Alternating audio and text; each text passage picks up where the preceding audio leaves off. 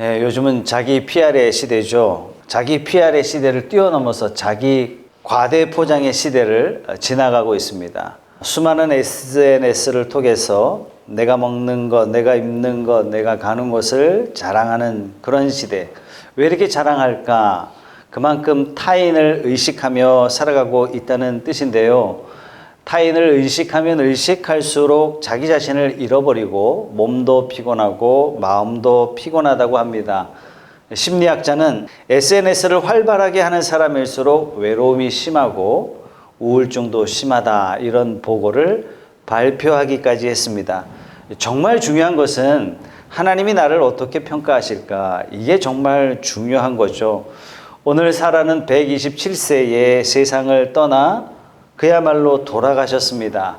이 상황에 아브라함이 곡하며 울었다. 이것이 히브리 원어로 보면은 사파트라는 단어인데 애통했다는 뜻이에요. 가슴을 치며 슬퍼할 때 사파트 이렇게 이야기합니다. 소리내서 엉엉 울 때 사파트 이렇게 이야기합니다. 아브라함은 장구한 세월을 아내 사라와 함께 살았습니다. 살면서 여전히 천국에서 다시 만날 것을 믿었지만 지금 옆에 아내가 없다는 이 존재의 상실감 때문에 슬픔이 컸던 것 같아요. 여러분, 부부는요, 언젠가 한쪽이 먼저 떠납니다. 떠나간다는 그 자체도 슬프지만 아브라함이 이렇게 슬퍼한 이유는 지난날 아내에게 잘 해주지 못한 것 때문에 더 슬퍼하는 것 같습니다. 종종 다투기도 했을 거예요. 근데 막상 한쪽이 떠나가니까 미움 감정은 온데간데 없고 아브라함 마음속에 잘못한 것만 가슴에 남았어요. 그래서 더욱 애통해하며 야, 내가 있을 때 잘해줄 걸, 이런 후회가 가득했던 것 같습니다. 사라가 떠나가니까 함께 세월을 보냈던 것이 주마등처럼 지나갑니다. 깊은 울음이 터져 나와요. 지난날 고왔던 사라의 그 처음 모습이 생각나기도 했고, 사라가 65세 때 메소포타미아를 떠나서 갈대아 우르를 떠날 때 아무 군말 없이 함께 따라준 아내가 너무 고마웠고, 지난날 아내를 생각하니까 막 울음이 터져 나오는 거예요. 먹을 것 없어서 이집트를 찾아갔을 때 자기 살겠다고 아내를 누이라고 속입니다. 여보, 우리 살아야 돼. 아내 생각하고 보호하지 못한 이 치졸한 모습을 생각하니까 울음이 멈춰지지가 않는 겁니다. 아기 낳지 못해서 아내가 전전긍긍해요. 90세 아들을 낳았으니까 한평생을 아들 낳지 못한 이 힘듦. 남편 아브라함이 힘들었지만 그보다도 정작 아들을 낳지 못하고 있는 사라의 마음은 얼마나 힘들었을까. 이 생각하니까요, 울음을 못 참는 거예요. 몸종 하가를 통해서 아들 이스마엘을 낳았을 때 아내는 기꺼이 자기 자신의 자리를 내줬어요. 이 쓸쓸한 뒷모습을 생각할 때 아브라함은 울음을 참을 수가 없는 겁니다. 몸종 하갈이 아들 낳았다고 안방마님 사라를 좀 생각해주면 정말 좋을 텐데 사라, 안방마님을 무시하기 시작하는 거예요. 이것 때문에 아무도 보지 못하는 곳에서 눈물 훔치며 괴로워했던 아내의 모습을 생각하니까 아브라함 가슴이 복받쳐 오르는 겁니다. 이스마엘이 이삭을 괴롭힐 때 아내와 대판 싸움을 하면서 더 이상 같이 못 살겠다고 할 때, 내쫓으라고 할 때 아내의 마음은 얼마나 아팠을까. 나이 90이 되어서 노산이 되어서 비로소 아들을 낳고 웃는 아내의 모습이 주마등처럼 지나갑니다. 이제는 그 아내가 시신으로 내 눈앞에 있는 거예요. 좋을 때나 나쁠 때나 함께했던 지난날의 삶의 내용들이 파노라마처럼 지나가는데 울지 않을 수가 없는 겁니다. 사랑하는 성도 여러분, 우리가 지금 함께 보내고 있는 사람, 언젠가 내가 먼저 가든지 내 옆에 있는 사람이 먼저 가든지 반드시 떠나보낼 때가 있습니다. 그때 우리가 후회하지 않으려면 지금 잘해야 돼요. 혼자 있을 때가 반드시 올 텐데 우리 지금 잘합시다. 히브리서 9장 27절 말씀에는 이런 말씀이 있어요. 사람이 한 번 죽는 것은 정해진 일이요, 그 뒤에는 심판이 있습니다. 누구나 한 번은 반드시 죽습니다. 아브라함이 10년 일찍 세상에 태어났지만 가는 건 순서가 없어요. 10살 아래지만 사라가 먼저 세상을 떠납니다. 죽음에는 순차가 없습니다. 세상의 죽음은 끝이지만 성도의 죽음은 존재의 끝이 아니라 영원을 기다리고 있어요. 크리스찬과 세상 사람과의 다른 점은 죽음에 대한 관점이요 완벽하게 다릅니다. 믿지 않는 사람은 죽음은 세상 모든 것의 상실이고 소멸이고 종료이지만, 그래서 죽음은 모든 것의 끝이라고 이야기해요. 이게 사실이 아니지만 그렇게 생각하고 그렇게 믿고 살아갑니다. 그래서 믿음이 없다면 기왕 한 번 사는 인생 잘 먹고 잘 살자, 이거 아니겠어요? 예, 성경에도 나옵니다. 고린도서 15장 32절 말씀에 보면 만일 죽은 사람이 다시 살아나지 못한다면 내일이면 죽을 터이니 먹고 마시자. 세상의 가치관은 이렇게 갈 수밖에 없다는 얘기예요. 그러나 성도는 다릅니다. 이 세상은 잠깐 있는 곳이에요. 영원한 세상으로 이어지는 통로에 불과합니다. 천국에서 우리는 전혀 다른 삶을 살 것입니다. 그래서 성도에게 죽음은 가장 큰 축복 중에 하나입니다. 그리스도인에게 죽음은 또 다른 출발입니다. 그리스도인에게 주어지는 최대의 보상은 죽음이면서 천국입니다.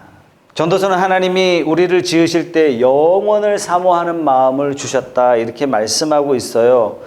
3장 11절 말씀에 하나님이 모든 것을 지으시되 때를 따라 아름답게 하셨고 또 사람들에게는 무엇을 주셨다고요? 영원을 사모하는 마음을 주셨다. 우리가 그렇게 지음받았대요. 문득 영원에 대한 생각을 하게 되는 거예요.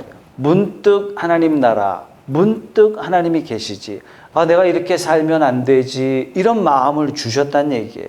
하나님이 인간을 만드실 때 아예 이렇게 지으신 겁니다. 그런데 이 땅을 살아가는 사람들 마음에 부족한 게 한 가지 있는데, 너무 현실에 잘 살려고 보니까, 너무 현실에 집착하다 보니까 영원한 하나님의 나라를 가끔 무시합니다. 무관심해요. 너무 현세에 집중합니다. 최준식 교수님이 우리나라에 이런 책을 썼어요. 너무 늦기 전에 들어야 할 죽음학 강의.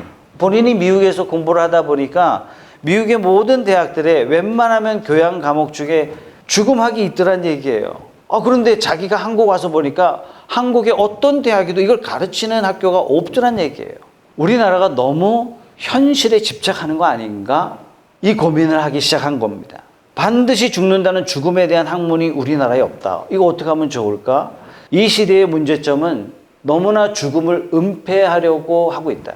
모든 사람에게 마땅히 필연적으로 닥치는 죽음인데도 불구하고. 그러면서 그의 책에 보니까 이런 내용이 나와요. 옛날 시골에는 사람이 죽으면 상여가 나가고 동네 사람들이 다 뒤따라가는데 그야말로 사람들에게 죽음이 다 노출되어 있는 거예요. 이 죽음을 볼 때마다 우리는 죽는구나, 우리는 왔다가 반드시 가는구나, 누구든지 때가 되면 다 돌아가는구나, 이렇게 자연스럽게 학습이 되는데, 오늘날 대한민국에는 죽음을 가르치지도 않고 장례식장도 병원의 제일 구석진 곳에 가려져 있어요. 그러니까 도대체 누가 죽는지, 죽음 그러면 내 얘기가 아니라 저 딴 사람의 이야기처럼 다 인식하고 만다는 것입니다.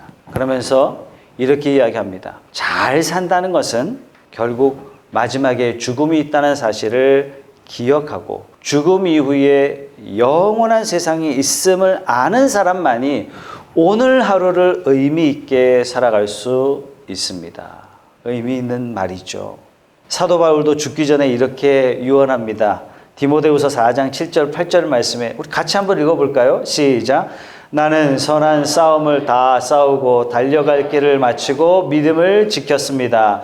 이제는 나를 위하여 의의 면류관이 마련되어 있으므로 의로운 재판장이신 주님께서 그날에 그것을 나에게 주실 것이며 나에게만이 아니라 주님께서 나타나시기를 사모하는 모든 사람에게도 주실 것입니다. 나의 달려갈 길 그 마지막에 의의 면류관이 남아 있습니다. 여러분, 마지막에 그 죽음에 대한 두려움을 조금도 찾아볼 수가 없어요. 오히려 죽음에 대한 두려움보다도 기대감으로 가득해요. 여러분, 죽음이 두려움, 망설임, 이것이 아니라 면류관 주실 주님을 생각할 때 죽음은 기대감이다. 이런 말씀이에요. 사도행전 20장 24절의 말씀에 사도 바울은 이렇게 고백합니다. 내가 나의 달려갈 길을 다 달리고 주 예수께 받은 사명 곧 하나님의 은혜의 복음을 증언하는 일을 다하기만 하면 나는 내 목숨이 조금도 아깝지 않습니다. 하나님 일 마치면 죽어도 됩니다. 죽음이란 뭐냐? 사명을 완수하는 거예요. 모세도 죽었을 때 성경은 독특하게 이렇게 표현합니다. 눈이 흐리지 않았다. 이 말은 뭐예요? 몸이 노쇠해서 죽은 게 아니란 얘기예요. 하나님의 주신 사명을 완수하니까 하나님이 그를 데려가셨다라는 표현입니다. 이 표현을 여호수아에게도 똑같이 표현합니다. 그리스도인은 사명을 완수하기 전에는 하나님께서 데려가지 않습니다. 우리의 죽음은 삶의 완성이요. 하나님이 우리에게 주신 사명의 완수라는 것입니다. 그렇기 때문에 우리는 생명이 있는 동안에 하나님이 나에게 주신 사명을 향해서 열심히 달려가야 할 것입니다. 사라의 죽음을 가만 보면 정말 아름다운 죽음이다. 이렇게 볼 수 있습니다. 헤브론에 장사됩니다. 히브리서 11장 말씀은 사라가 어떻게 죽었는지를 이렇게 표현해요. 그는 본향을 사모했다. 사라를 향해서 이 여자는 일평생 믿음을 따라 살았습니다. 그러면서 영웅들의 반열에 사라의 이름을 끼워넣고 있어요. 사라의 인생의 끝이 아름답습니다. 좋은 인생이에요. 살아온 평생이 아무리 힘들고 어려워도 마지막에 주님과 바른 관계를 가지고 끝이 좋은 인생이 된다면 이거야말로 행복한 인생 아니겠습니까? 살아왔던 삶이 아무리 힘들고 아무리 탄식이 많고 아무리 고난이 많고 아무리 절망스러운 환경일지라도 끝이 좋으면 인생이 아름다워집니다. 사라는 65세 때 남편을 따라서 갈대아 우르를 떠납니다. 자식이 없었어요. 여러분, 농경사회의 자식은요, 모든 재산 중에 가장 중요한 재산이에요. 제일 중요한 겁니다. 칠거지약, 이것이 조선시대만 있었던 것이 아니라 유대 사회에서도 이것이 있었습니다. 여인으로서 아들을 낳지 못한 것, 가장 수치스러운 일입니다. 말하자면 사라는요, 자기 반평생을 박복한 여인으로 살았습니다. 박복한 여인으로 살면서 매일매일의 삶이 고통스러운 나날이었고 절망스러운 나날이었고 아들만 기다리는 애절한 삶이었습니다. 수치스러운 삶이었어요. 그런데 어느 날 남편이 여보, 하나님이 그러시는데 갈대아 우르를 떠나래. 약속한 땅으로 가래. 그곳에서 자손을 주신대. 큰 민족을 이루어 주신대. 사라가요, 한마디도 대꾸하지 않고 아브라함을 쫓아갔어요. 믿음이 좋아서 그랬습니까? 아닙니다. 자식을 낳을 수 있는 일이라면 이 소망 하나 가지고 남편 따라갔습니다. 그런데 5년 기다려도 아들 소식이 없고 10년 기다려도 없고 75세가 됐어요. 몸이 더 이상 아들을 낳을 수 없는, 자녀를 낳을 수 없는 대가 끊길 판이에요. 그래서 남편에게 몸종 하가를 넣어줍니다. 여러분, 이거는 여인으로서 얼마나 자존심 상하고 비참했겠습니까? 사라의 마음은 정말 힘들었을 겁니다. 그러나 이렇게 해서라도 가문을 잇자. 사라의 인생 대부분이 비참했어요. 가슴 아프고 힘들고 모욕적이었어요. 몸종이 아기 낳고 안방마님 생각해 주지 않았어요. 애도 못 낳는 주제에 어디 눌러 앉아 있어. 이렇게 되는 거예요. 눈치 주고 비아냥거리고 비난하고. 아니, 몸종이 애 하나 낳더니 상황이 완전히 달라진 거예요. 얼마나 비참했겠습니까? 설상가상으로 생리가 끊겼어요. 더 이상 소망도 없어요. 마지막 한 가닥 희망마저도 사라졌어요. 낙담되고 비참해졌습니다. 나이 90에 아들 이삭을 낳았습니다. 젖이 말랐어요. 아기에게 젖 물릴 때가 나이 90이었습니다. 이 나이에 비로소 아내로서 엄마로서 행복감을 누리게 됩니다. 아들을 낳고 이름을 이삭. 이삭의 이름의 뜻이 웃음이에요. 웃음. 지금까지 자기 인생에 이런 웃음이 없었다 하는 그런 의미가 아니겠습니까? 아들 낳고 90에 아들을 낳고 비로소 진짜 웃음을 짓게 됐습니다. 이런 고백 아닐까요? 90이 되어서 비로소 아들 낳고 기쁨을 경험합니다. 이런 고백 아닐까요? 지금까지 여인으로서 온갖 비난과 절망으로 마음고생했지만 마지막에 하나님이 주신 아들 낳고 사라의 인생 끝이 너무나 아름답게 마무리됐습니다. 인생은 어떻게 끝나는가? 그게 정말 중요한 것 같습니다. 저는 한 10년 동안 CEO들에게 강의를 하면서 다 뭘 기대하고 왔겠습니까? 다 성공을 기대하고 오신 사장님들이에요. 이야기 들어보면 돈 띄어서 이렇게 힘들고 저렇게 힘들고 아이디어는 좋은데 자본이 없고 이것 때문에 힘들고 직원이 돈 가지고 튀고 바이러스 때문에 힘들고 경제적인 여러 가지 고난 가운데 있지만 사장님 딱 한 번만 성공하시면 됩니다. 그 길을 향해서 우리는 함께 가는 것뿐입니다. 참으십시오. 여러분 아무리 수치스러워도 인생 마지막이 잘 되면 지금까지 살아오면서 경험했던 수치스러운 것 이게 자랑거리가 돼요. 내가 고난을 많이 겪으면 겪을수록 그 고난은 간증이 되고 자랑이 된단 말이죠. 여러분의 인생의 끝이 정말 좋은 인생 되실 겁니다. 우리가 50, 60 아무리 찬란하게 살아도 남은 인생 20년, 30년 사람들에게 조롱거리가 된다면 그렇게 인생이 끝난다면 그 실패한 인생입니다. 반대로 지금까지 인생이 너무 모질고 수치스럽고 조롱거리가 되고 그러나 남은 인생을 말씀 안에 하나님의 사명 붙잡고 하나님이 주시는 성취 안에서 하나님이 인정해 주시는 삶을 산다면 끝이 좋은 인생, 이거야말로 성공적인 인생 아니겠습니까? 하나님께서 이렇게 저와 여러분들을 부르신 것을 믿으십시오. 지금 여러분들이 힘든 가운데 있어도 고통스러워도 많이 아파도 하나님 앞에 정말 복 있는 인생, 정말 끝이 좋은 인생 여러분들에게 되게 하실 겁니다. 왜냐하면 하나님이 여러분의 아버지이시기 때문에 그렇습니다. 아브라함 너무나 형편없었어요. 그럼에도 불구하고 하나님께서는 그를 마지막까지 인도하셨습니다. 하나님이 여러분들을 반드시 세워주실 것을 믿으시기 바랍니다.